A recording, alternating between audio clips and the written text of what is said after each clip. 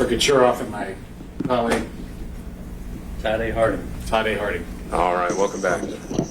All right, I see the defendant is present as well. And we have, on behalf of Fulton County and the clerk's office as well? Yes, Judge. Chad Alexis and Kay Burwell, Your Honor. Okay, well, welcome back, Mr. Alexis and Ms. Burwell. Okay, so let me just kind of bring everyone up to speed, make sure I still am refreshed on everything. We're here on some third-party subpoenas originally issued by Mr. Floyd back in October. We had an initial hearing in November, if I'm not mistaken, where there was a consent order worked out between the Secretary of State's office and Mr. Floyd. And then we met again on February 19th and February 13th, still to try to work out the particulars of exactly what it is being requested, what still needs to be transferred over, and kind of the logistics of how that was going to work. And then I was informed about a month ago that it appeared the parties were at an impasse and things had broken down. And so I think Mr. Floyd at this point was requesting, I think it was 8-witness kind of hearing with some expert testimony. And before we crossed that bridge, I wanted to kind of preliminarily check in to see what caused the breakdown and what would actually be discussed at a hearing and whether we need to have one. So, Mr. Kurgachuroff, it's your subpoena, so if you want to kick it off, you can go through the procedural history as well if you want, or you just want to jump right in and tell me where we are today. The floor is yours. Just jump right in, Judge. Okay. The county and the defense here, Mr. Floyd, disagree with respect to the production.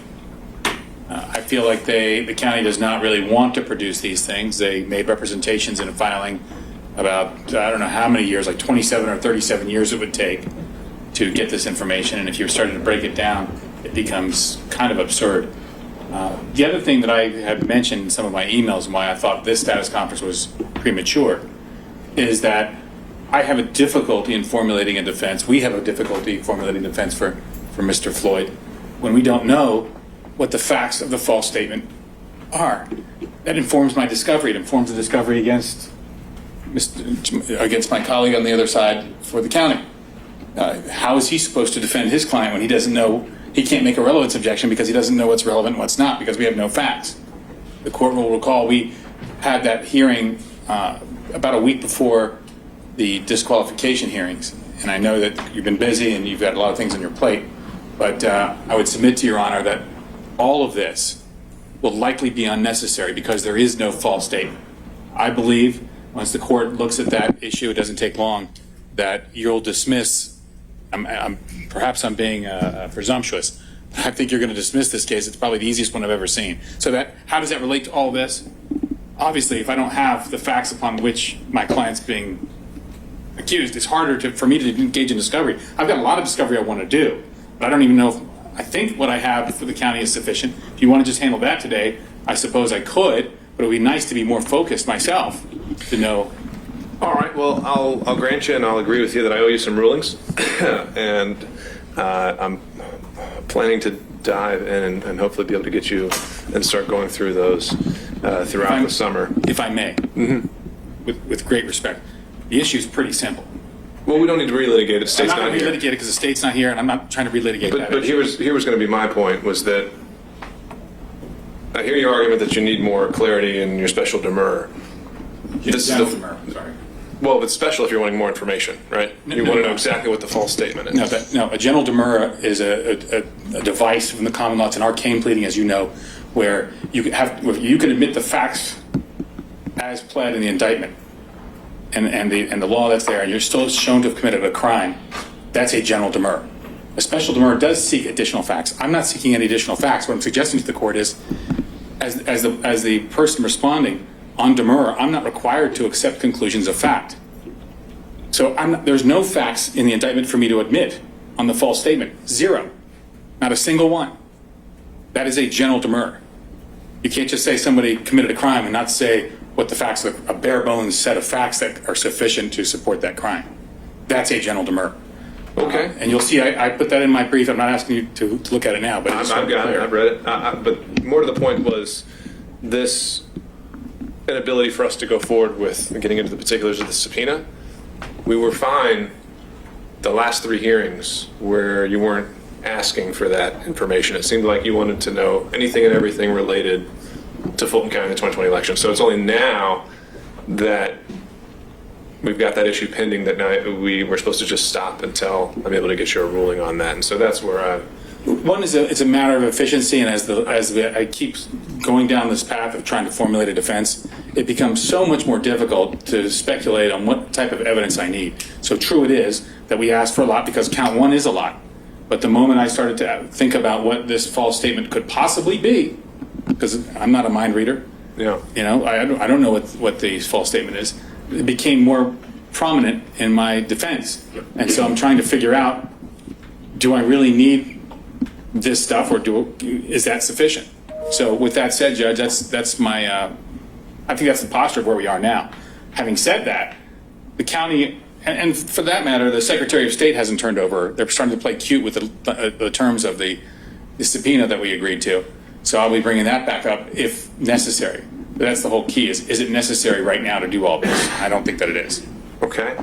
And if we proceed from the original framework, though, that the reason you want these records is to prove the truth that there were irregularities in Fulton County, and that's what your client was concerned with, which is, again, I think what was your briefing of why this is relevant Under a count few 1, months ago. Under count 1. Which is, it says it right there, that he did not win, right? Right. And so that was the relevance hook that you had initially. Correct. What is it?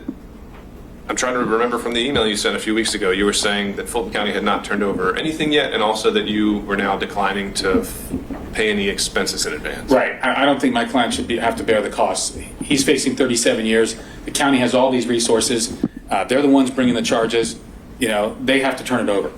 And these are liberty interests that are at stake. And I just, you know, at this point, because it's taken so long to get the information to begin with, we're looking at other resources to try to match up a defense, and I just can't. I'm having trouble doing that. So, okay, I can respect that. I can sympathize with you. We are obviously throughout the system one of limited means, but that might be a hurdle that we just have to stop right at from the beginning. Which is when I look at the statute, especially when it's a production as large as the one you'd initially asked for, even in your amended subpoena, which I don't think we ever filed, but you'd provided me, and we'd gone over it in detail the last hearing. Even in the amended version where we were giving and taking in the last hearing, it's still going to take some time. It's still going to take resources. And the statute, as I read it, says that that's not a burden that should fall on a third party. we will be glad to, well, this is not a third party. This is Fulton County. I mean, it's still part of the DA's office here. You know, they may be a separate agency, I get it, right. or separate, but there's still one political body, Fulton County, period. I'm happy to tell the court, we'll have our own people do all the copying. We'll have our own scanners, all of that stuff. But there's not going to be any outlay of expenses on the state, especially since a lot of the stuff I'm learning now has already been produced in other forums. And that's what I want to investigate further. So that's an issue. So if we were to have another hearing on this, I would have witnesses come up and say what the county has turned over in the past, what it hasn't turned over, what the county has, what it doesn't have. I would have an expert witness or two testify to the fact that, hey, look, getting the logic and accuracy testing of the machines, which is required under Georgia law, getting the proof of that is not difficult. It's not a 100-hour task.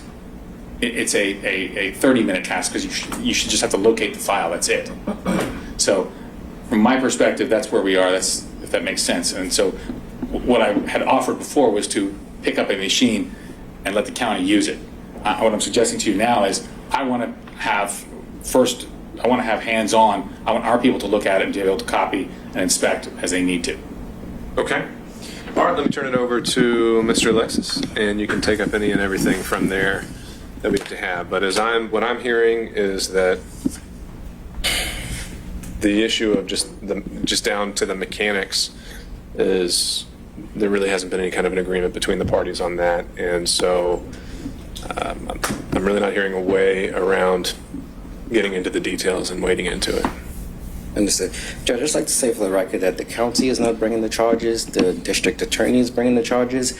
She is the D of the Atlanta Judicial Circuit. That circuit just happens to be conterminous with Fulton County, but as we all know, DAs act in their scope of prosecutorial discretion, acts on behalf of the state, their state officials. As for the breakdown, so Judge, we were amenable to receiving the machines that Mr. Kirchhoff offered, not the software. And of course, you know, Fulton County had a cyber incident earlier this year, so we're especially vigilant when it comes to things like that. So we will take the machines, but not the software.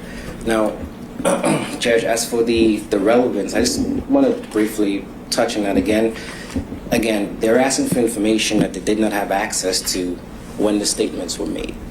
If they're saying that this information was the basis, reason, or cause for the statements, that cannot be so because they did not have the information. But I think Mr. Kirchhoff is correct when he says that we need to know what the statement was or he's being accused of, because it's hard for me to say, well, this is not relevant, or say, well, okay, this could be relevant if I don't know what the statement is. If the statement is, hey, X won the election and Y lost, then fair enough. If the statement is, hey, tell them that you saw someone destroying ballots, we don't need to go through all of these things to prove whether or not that's true. And again, I guess by their own admission, saying that, you know, they're just guessing as to what the statement would be, and that's what caused the request in the subpoena. It just shows that the subpoena is a fishing expedition, Judge. It's not pointed towards anything in particular that they're trying to narrow in on, because again, they don't even know what the statement is.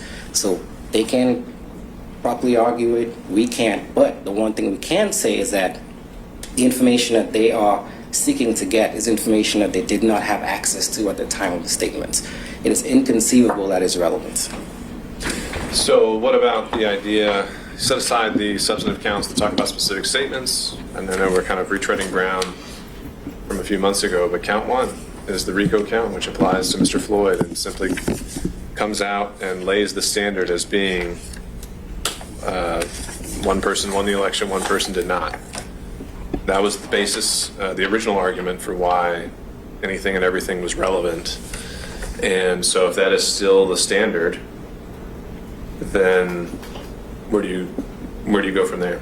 Well, there are two things to consider with that, Judge. The first, obviously, is, as I said, they didn't have that information when they made the statement. So the question becomes, why did you make the statement? And they can't say, well, look at these documents. It's like, well, no, you didn't have that at the time. I think that should draw relevance objection in a courtroom. The second thing, Judge, is that at the last hearing, or I believe the hearing before that, the defense said that if the evidence showed one thing, they would go in one direction. If the evidence showed something else, they'll go in another direction. Judge, again, by all accounts, that just shows that they are guessing at what the evidence will show. So it's not as if they made a statement or they're being accused of making a statement, they're standing on it. They're saying, hey, we made this statement, whatever it may be. If the evidence shows that we were right, we will roll with it. If the evidence shows that we were wrong, we're going to make another argument. And again, as I mentioned, Judge, if it doesn't bear on their innocence or guilt, if it doesn't matter what the evidence shows, they're still not guilty, then I don't see how it's relevant. Sure, but shouldn't they have a right to present their strongest defense? Well, I can't speak to what they have a right to at this moment, because this is in the midst of a quashal, and from my understanding, the only issue that is relevant to a quashal is whether the information sought is relevant and whether it's burdensome and oppressive. As to what they may be entitled to is something that they will have to make an argument for, and I don't think a quashal is the appropriate forum.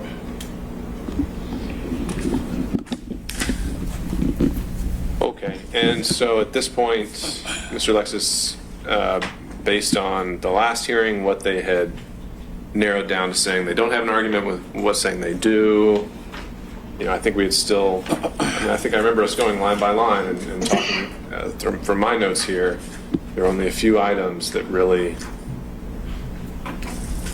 were kind of the sticking subjects. Has the county come up with any revised or updated version of just exactly what it would take to comply with the subpoena, or the resources that would need to be marshaled? No, Judge. We left off where we left off at the last hearing. Mr. Kirchhoff made his offer. We cannot accept the software. We can accept the machines.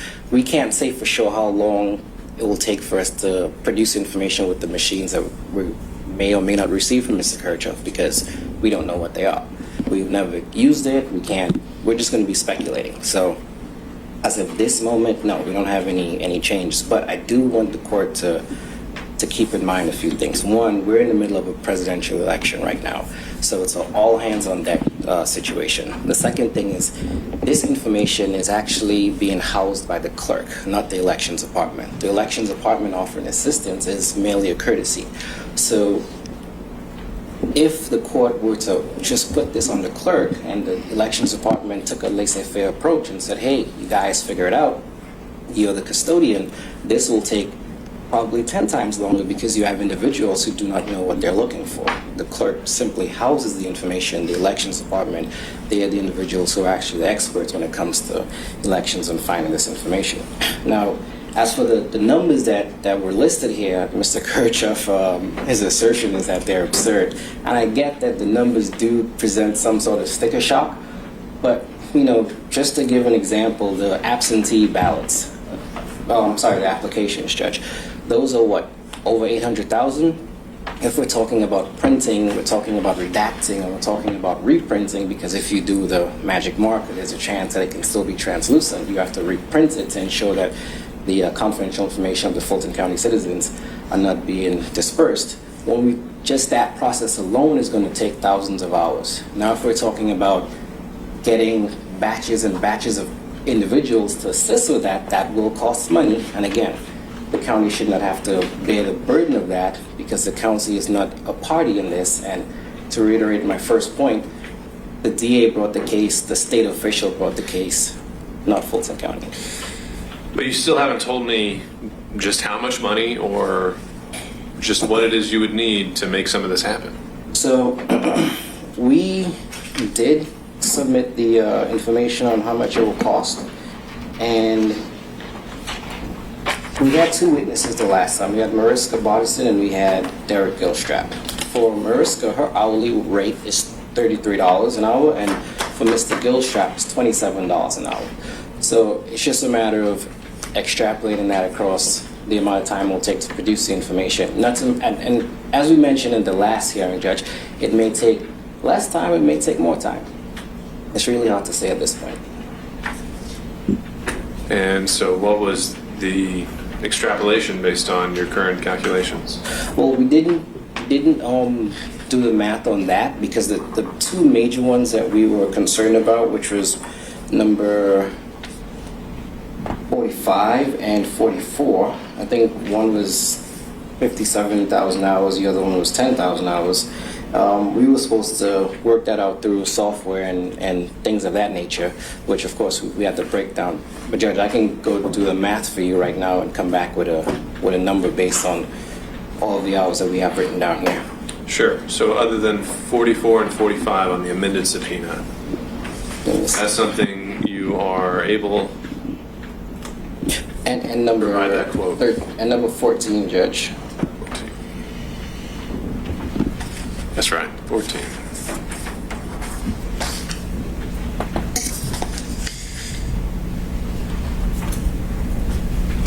Okay.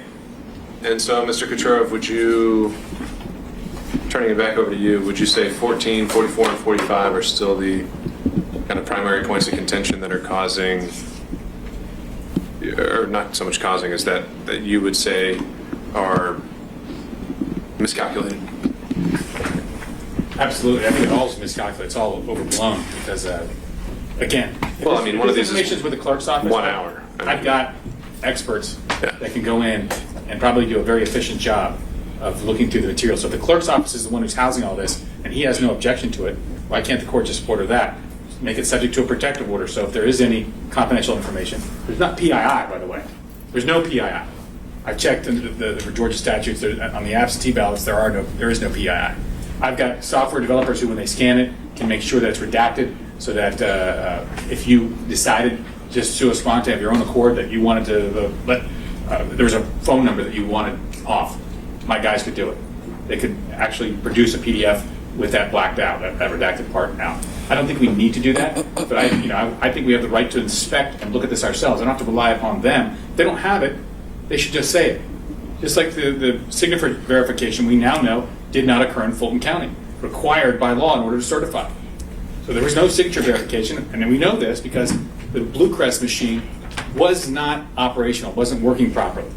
And that's what they use to scan these absentee ballot envelopes. So we can come in and we can scan the envelopes anew. There's no need to, we just have to have somebody in a room. You can have, what takes one person from the county to be there. We can be there for 8 hours a day, and I guarantee our guys get it done very quickly. It won't be this, like number 44. 57,334 hours. I mean, Judge, just look at that.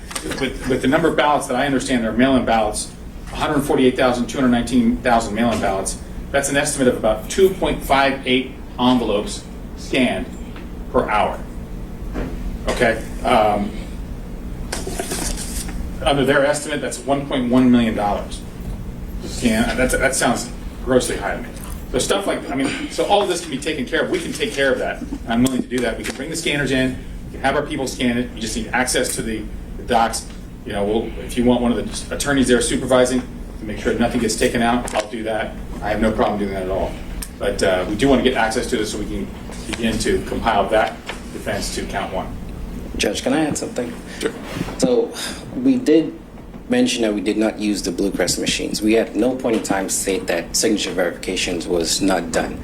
I don't want to make this a point of contention at this point because that's not what we're here for. But I'd just like to correct the record on that part.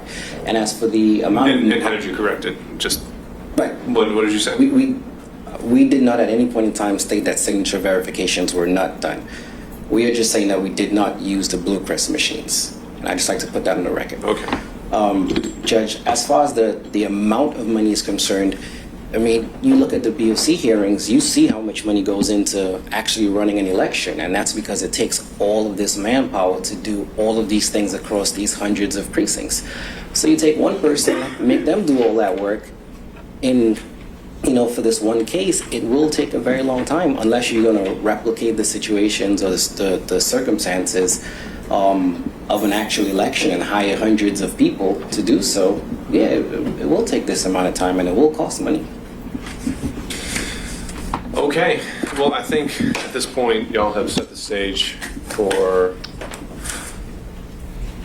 what needs to happen next, which I don't think can be avoided without coming back. So what I would propose that we do is I'll again consider the points on relevance, consider the points on defense counsel's demur on the counts where it relates to the statement, and then what I think would also narrow the focus and make sure we proceed efficiently is I think the amended subpoena, and if there's some kind of mechanical proposal that you're saying is the most efficient way to proceed, I think that needs to be made part of the record. So I would say that you need to file an amended subpoena with everything that we had talked about at the last hearing of exactly, because I think there were some things, as I remember from my notes here, that you had said, well, we don't need that one anymore, we don't need this anymore. So I want to take a very close look and make sure we're on the same page of exactly what it is you're saying you still want and you still don't need, assuming that count one is still what you're contesting on that broad kind of overarching statement. And then when it comes to just initially the mechanics of how you would propose going about this in the most efficient manner, you can lay that out as well.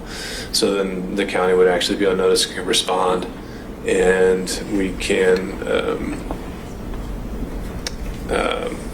move on to the next step of exactly determining what it is that needs to take place for you logistically to get these things.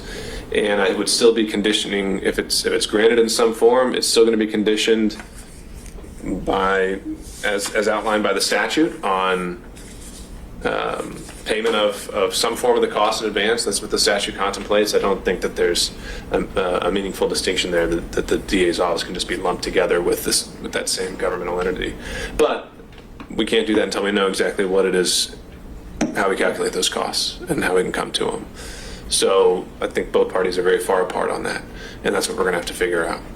So, Mr. Kucherov, you'd mentioned needing to get kind of availability for your experts, Have you been in touch with them? Do you have some general idea of their schedule? I think the month of, sorry, Your Honor, month of June is fairly taken up right now, but I can probably squeeze a day or two in. I've talked to the experts. They've got some time at the latter part of June and also into July. Okay, that's what we'll shoot for.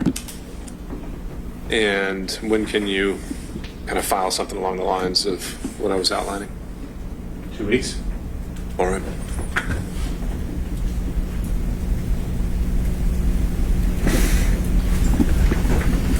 Mr. Alexis? Can I get a scope of what these experts will be testifying to? That is not unreasonable. And so, Mr. Kacherov, if you could outline that in your filing as well. Absolutely, I'll do that. All right. And I think generally with our standing order, when we talk about experts, we talk about providing a CV and just a succinct but meaningful summary of what it is they would be testifying to. So that if Mr. Alexis needs to rebut that with his own experts, he can do the same and provide similar notice.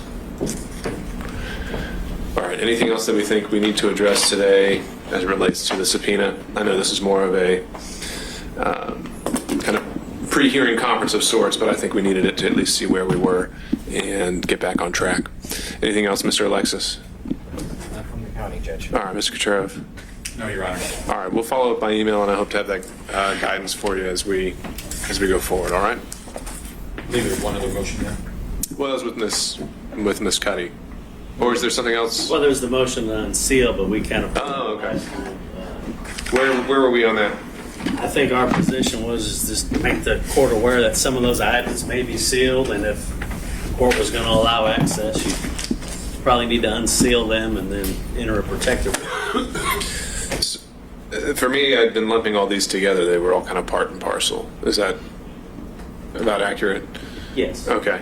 And so until we figure out whether the subpoena is going to be granted, there's no need to get to the motion to unseal? Correct. All right. And if so, those would all follow one another? Yes. All right. Sir? Judge, with the motion to unseal,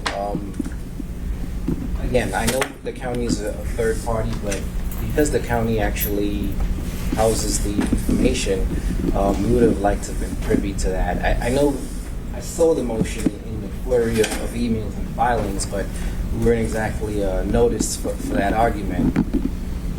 So, you know, whatever dealings that will be taking place as far as that unsealing take place, the county would like to be kept in the loop. Well, we haven't really discussed it at all. You're as much in the loop as anybody else right now. I don't think we've actually substantively argued it. It's only ever been on a calendar the same day that you are, and there aren't any emails talking about it going among the parties. So if that's something you're also looking to intervene on or believe you have standing to, you still can. And like I said, I've just been treating it as part of the subpoena issue. And I'd also been treating you, because I think this is where we landed back in the November hearing, as really being the spokesperson for the clerk's office on this issue as well, the subpoena and many unsealing issues. Judge, I actually do represent not only the elections department, but I also represent the clerk's office. So it actually worked out in that regard. Okay. But I will say for the Board of Registration elections, which I represented up until, I want to say a few weeks ago when we got outside counsel, Judge, I will say that in one of our first arguments, I mentioned that the BRE is the custodian of the records being sought. So we did ask for the BRE to be dismissed from that. I was under the impression that the court did that, but I did see their name come up again as an ace hearing. I'm not sure where we are with that, but again, they are not the custodian. Right, and that was because the subpoena was directed to both Yes. entities. And you were telling me today that if the BRE is released from this, they're the only ones with the subject matter expertise to actually know what to be looking for within the clerk's file. Not the BRE, Judge, the department, the elections department. Excuse me. Okay. Yeah, it's an interesting trail. The BRE directs the elections director as the election supervisor and chief administrator, and that's pursuant to state statute and county ordinance. And then the elections director, as the director pursuant to being hired by the county, has, I guess, supervision over the department. And so the department The Elections Department does fall under the umbrella of the Board of Registration and Elections, though. Not really the department, but the director. Okay. Because the director reports to the BRE. The staff does not report to the BRE. So, to keep the Elections Department involved in this, are you saying they're not a party to this? No, Judge, and as a matter of fact, if you do want to serve the elections department, because they are an entity capable of being sued, you'd have to subpoena the county itself. Because the clerk can be subpoenaed separately, so can the BRE, but individual departments, correct me if I'm wrong on that one, you'd have to go through the actual Board of Commissioners. But regardless, Judge, the elections department is staying in and involved in the event that, we have to pull some of the documents, because to remove them now is just going to be sort of slowing down any process or progress, because we asked to be removed, we can usually be added back in later on, so, it's going to be formal with substance at that point. Okay, and so your point would be that That the Board of Registration and Elections was the improper party to serve because they don't have custody of any of the documents that were requested. Yes, Judge, and I Okay. really would like for them to be dismissed under the caveat that we will still have the elections department involved to assist where we can, if need be. Okay, Mr. Hart. I think we withdrew that subpoena at one of the hearings, Your Honor. All right, I just Should need be to on make that. record. I'll just make that part of the record formally through an order. Yes, that would have been a shorter way to. I'm sorry. That would have been a shorter way to get to that. Okay. Well, there's the short way and the long way. All right, so that's withdrawn formally by counsel. Yes, sir. I think we did it at one of the prior hearings, but we do it again if we need to. No, that's fine. I just need to make sure that that's memorialized on the docket, and I'll do that. And so that's position 3. So when we come back, it'll just be on 1 and 2.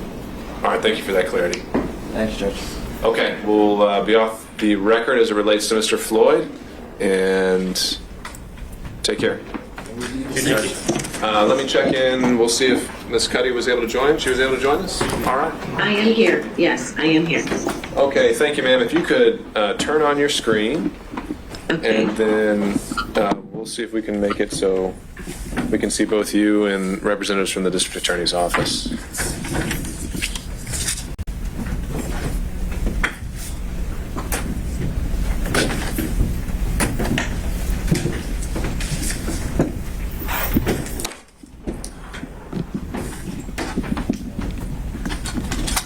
I actually have my script.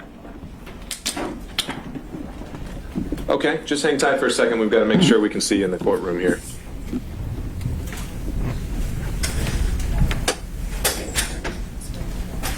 Okay. We're still not seeing a screen on our end. Might want to check your settings. I am doing that currently. Okay. Okay. Am I there? Not yet.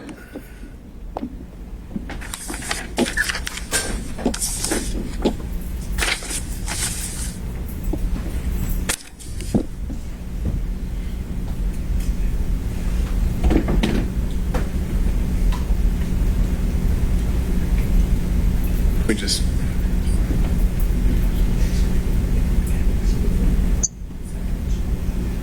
add it to it.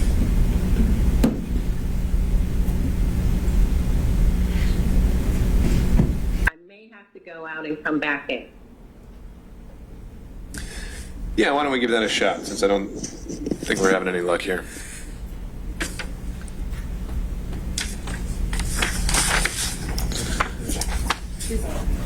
Oh, there we go. Am I here? Yes, we can see you now. All right. Okay, so it sounds like you can see and hear me all right? I can. And am I pronouncing that right? Is it Miss Cuddy? It's Cutie. Cutie, excuse me. All right, No so, and Mr. Rude, can you hear me all right? Yes, Your Honor. Okay, then let's go back on the record. This is now with Miss Cutie, and we had noticed it today with the offer of a remote hearing, just to check in on the status of counsel. So, Ms. Cutie, you'll remember we last met on January 12th just to check in, and your attorneys had withdrawn private counsel. And I'd asked you back then whether you were interested in getting public counsel and applying to see whether you qualified for that. And you mentioned that no, you still wanted to try and hire private counsel. And to date, I'm not seeing anything on the docket that says that you have hired private counsel. So the first thing I would ask you about is what your plans are, if you're still wanting to hire private counsel, if you want to apply for public counsel, or if you want to represent yourself. Well, Judge, I'm not for certain why you don't have counsel on record, because my counsel filed on April 26th. The clerk is Shay Alexander.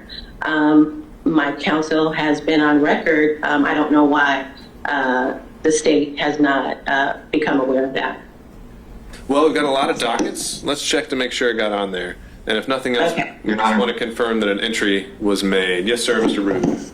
Yes, Mr. Donaldson, George Donaldson, did file an entry on Ms. Cutie's behalf, but in the docket for Mr. Trump, he didn't file it under Ms. Cutie's. I see. We have reached out to Mr. Donaldson